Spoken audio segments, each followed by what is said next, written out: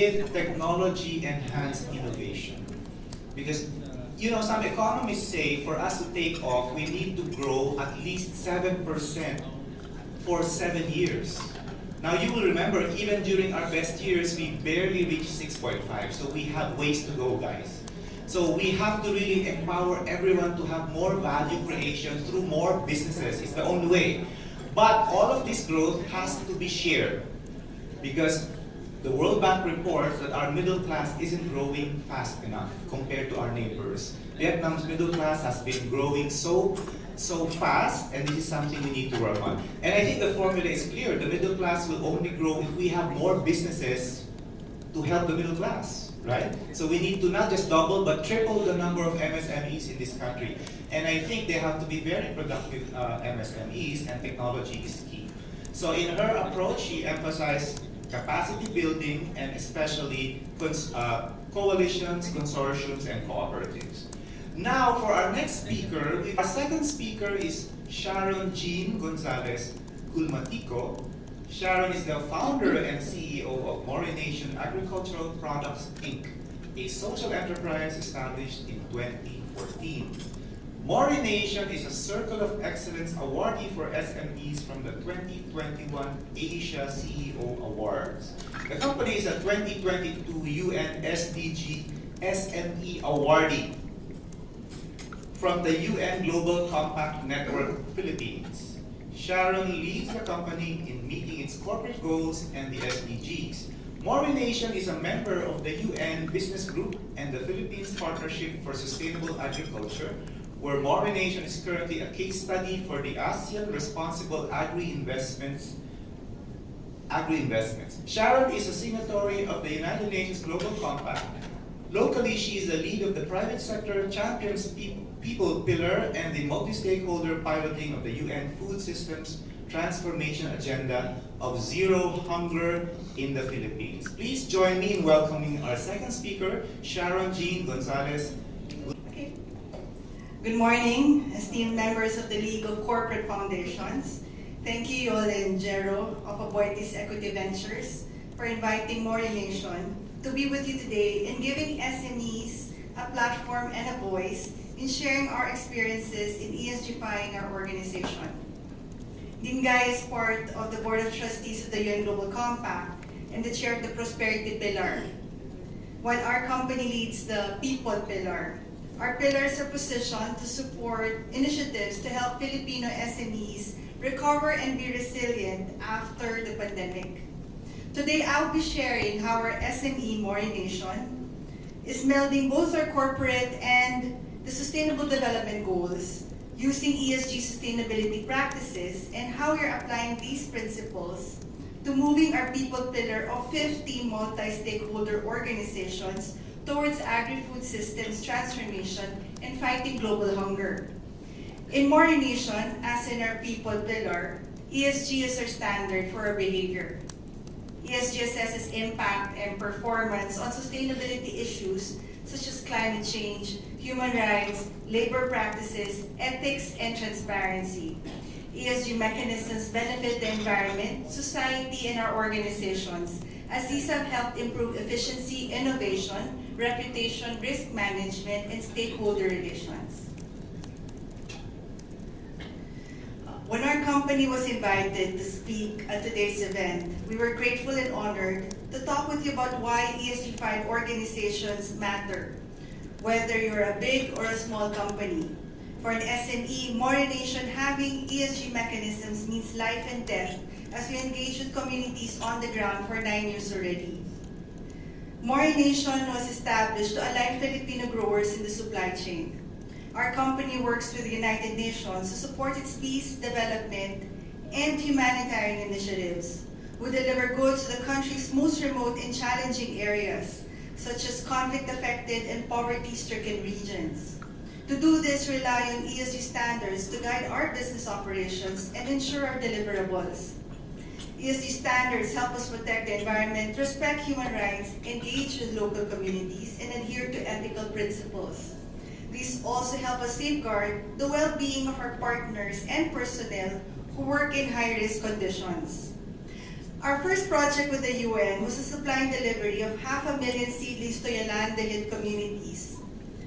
Our first cargo containing seedlings was hijacked, held for ransom, and never seen again. Losing our cargo and other painful experiences made us adopt new systems to address these, especially when we need to be among the first responders when crisis happens. During the outbreak of the pandemic, our company was among those who made us question if we were to survive this. COVID brought us all to our knees. During the time, we prayed that this would not be the end of Mori Nation. We prayed for business opportunities because we knew that even if we were a small company, we could help. Within 2 weeks, the UN's COVID task force rallied the private sector to action.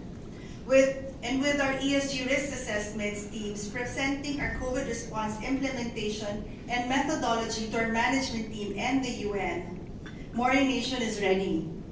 Within a month of the UN's call to action, our warehouse was full that we had to request UNICEF to pick up the relief goods ASAP for more space. These COVID initiatives have helped our personnel to remain employed and local businesses and communities as well. I grew up in PMA, a military camp in Baguio. In this environment, we're familiar with the roles of forward observers. Before a combat mission, the forward observer is the mighty eye of the battlefield. They're the risk mitigators who scout the areas before we engage. This is also what ESG risk assessments are in our organization. These guide us to ensure that our missions are successfully carried out by our field operators and partners so that our company can fulfill our responsibilities and our teams can safely return home. After the Marawi siege, the UN Food and Agriculture Organization engaged with us to help displaced growers. We were back on ground zero, unfamiliar with the environment, and because of our forward observers, we were sure on our next steps. And we were able to employ local partner communities to support us and the UN in rebuilding Marawi. In April, our field operators returned from the 6th MILF camp assignment, supporting pathways for peace in Bangsamoro. Given the nature of our work, our faith also plays a part in what we do. For Mori Nation, ESG needs to be anchored in faith as well by praying for more opportunities to do what we love, for the safety of personnel, and fulfilling our responsibilities. 4 years in Mindanao, and we're back at the negotiation table with the UN for the supply and delivery in these areas. During Independence Day, we received this recommendation from our local partners to proceed with caution. Hindi lahat makakalabas o makakapasok sa ilang lugar dito, pero kaya natin ito. We often see this post-evaluation report from our field operators as well. Hindi ko alam minsan kung magpapasalamat o matatakot dahil pinapadala ko sa ganitong mga lugar. Napapadalas na ang mga buwis buhay moments ng tropa, pero pag natapos naman ng walang aberya, napapayak na lang ako kasi namimiss ko lahat ng pinagdadaanan namin. Similarly, in the people pillar with the UN Global Compact's rallying points of uniting business for a better world, and businesses being a force for good, we have adopted ESG in our activities. ESG, the UN Global Compact People Pillar amplifies the business case for zero hunger, ESG, and food systems transformation as a small business resilience mechanism. Addressing hunger and its effects requires comprehensive strategies that encompass ESG dimensions. These include implementing effective social safety nets, improving agricultural productivity, promoting sustainable and equitable economic growth, investing in education and healthcare systems, and fostering inclusive policies, prioritizing those in the peripheries. In keeping with FAO's 10-year strategic framework, our pillar's primary goal is to pivot to more sustainable agri-food systems using the ASEAN Responsible Investments Guidance for better production, nutrition, environment, and life for all. The People Pillar recognized the need for more stakeholders involved.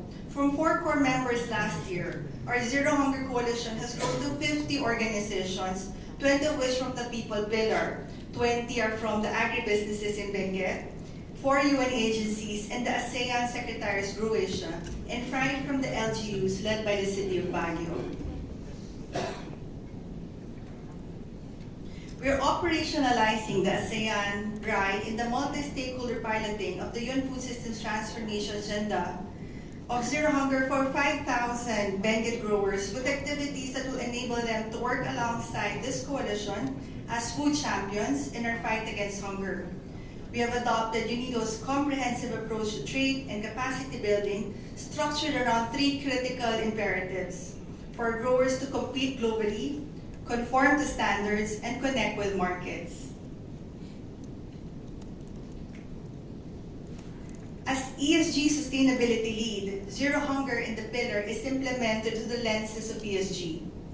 The Sustainable Investments Cluster, led by Morination, is implementing the NutriPack initiative with the 8 million base of the pyramid of ICM's 2,000 communities.